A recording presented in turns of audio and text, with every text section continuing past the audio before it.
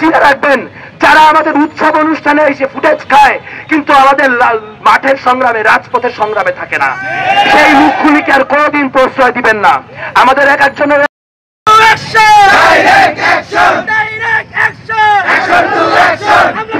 ধন্যবাদ। এই মুহূর্তে আমি আমন্ত্রণ করি, তাহলে আপনি আমার উপর আক্রমণ করে আমার জমি কেড়ে নিয়ে বলবেন এটা সাম্প্রদায়িক আক্রমণ না, এটা জনচিরাতের আক্রমণ, এটা কেন ডেমোক্রেসি, এটা কেন বিচারের রাজনীতি। বাংলাদেশের সচেতন হিন্দু সমাজ বারবার হিন্দু সম্প্রদায়কে শান্ত থাকার জন্য ডাক দিয়েছে, তাদেরকে ধর্মীয় উস্কানিতে প্রভাবিত না হওয়ার জন্য ডাক দিয়েছে। কিন্তু অবস্থা যদি এমন হয় যেখানে বাংলাদেশের হিন্দুদের নিজেদের অস্তিত্ব রক্ষার্থেই সংঘবদ্ধ হতে হবে, তখন আর কোনো কিছু করার থাকবে না। মনে রাখা প্রয়োজন, আমাদের মধ্যে থেকে ধ্বংস করে হলো, এইটা কোন ধরনের ন্যায়? এইটা কি বাংলাদেশের ন্যায়? এইটা কি নিয়ম না? এটা কি? এইখানে যে সমস্ত মানুষ আমার হিন্দু ধর্মের বিভিন্ন নির্দেশ ভাইদের হামলা করেছে, তাদের ঘর বাড়ি ভাঙচুর করেছে, তাদের গ্রাম থেকে বিতাড়িত করেছে, আমরা তাদের বিচার চাই, আমরা এর বিচার চাই।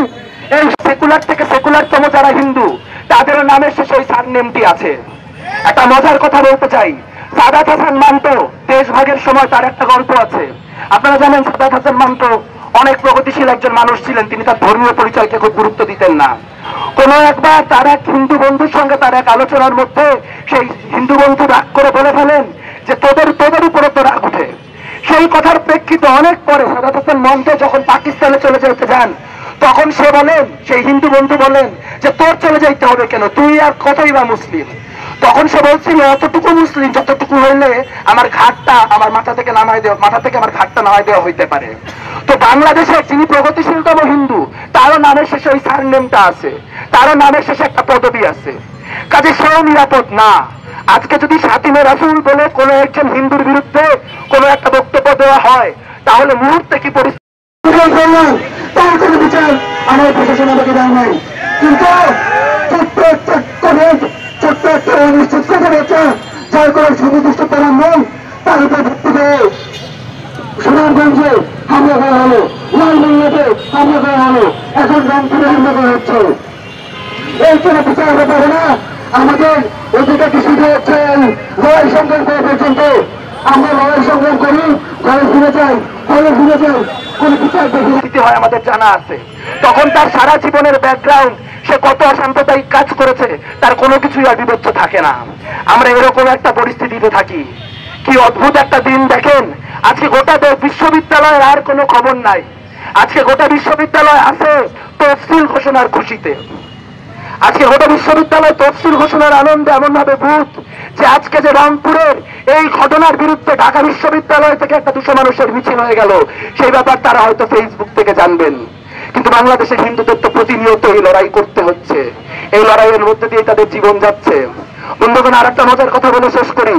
ফার্মগেট থেকে যদি আপনি এই রাস্তা ধরে বরাবর আসতে থাকেন, তাহলে দেখবেন এই আপনার মেট্রোর যে বড় বড় পিলারগুলি আছে, সেই পিলারগুলির উপর লেখা গঙ্গাচড়ায় সাম্প্রদায়িক আক্রমণ। এই গঙ্গাচড়াতে আওয়ামী লীগ আমলে সাম্প্রদায়িক আক্রমণ হয়েছে। যেই এলাকাগুলো এখন উপদ্রুত হচ্ছে, এই এলাকাগুলো এর আগের আওয়ামী লীগ আমল, তার আগের সরকার আমল, তার আগের বিএনপি জামাত জোট সরকার আমল, সব আমলে হয়েছে। দুঃখের কথা কি বলবো বন্ধুরা, 2001 আমলে যে হামলাগুলো হিন্দুদের উপর হয়েছে, তাই নিয়ে আওয়ামী লীগ 16 বছর রাজনীতি করেছে, কিন্তু কোনোদিন বিচার করে নাই। আজ আওয়ামী লীগের হওয়া যে হামলাগুলা, আওয়ামী লীগের করা যে হামলাগুলা, সেই হামলাগুলা নিয়ে ইন্টারিম রাজনীতি করছে, কিন্তু তার আমলে হওয়া ঘটনাগুলার বিচার করছে না। তারা বারবার করে বলে এটা সাম্প্রদায়িক হামলা না, এগুলো জনজিরাতের হামলা। তাহলে জনজিরাতের যদি ইস্যু হয়, জনজিরাতের যদি ম্যাটার হয়, তাহলে সেই ক্ষেত্রে কি হিন্দু বিচার পাওয়ার অধিকার রাখে না? তাহলে আপনি আমার উপর আক্রমণ করে আমার জমি কেড়ে নিয়ে বলবেন এটা সাম্প্রদায়িক আক্রমণ না, এটা জনজিরাতের আক্রমণ, এটা কেন ডেমোক্রেসি, এটা কেন বিচারের রাজত্ব? কথা বাড়াবো না বন্ধুগণ, আপনাদের যে লড়াকু স্পিরিট আমরা দেখতে পাচ্ছি, তাকে আমরা শ্রদ্ধা জানাই, তাকে আমরা স্যালুট জানাই। শুধু এতটুকু বলবো, তাদেরকে চিনে রাখবেন যারা আমাদের উৎসব অনুষ্ঠানে এসে ফুটেজ খায় কিন্তু আমাদের মাঠের সংগ্রামে, রাজপথের সংগ্রামে থাকে না, সেই মুখগুলিকে আর কোনোদিন প্রশ্রয় দিবেন না। আমাদের এক একজনের এক এক রকম রাজনীতি থাকতে পারে, কিন্তু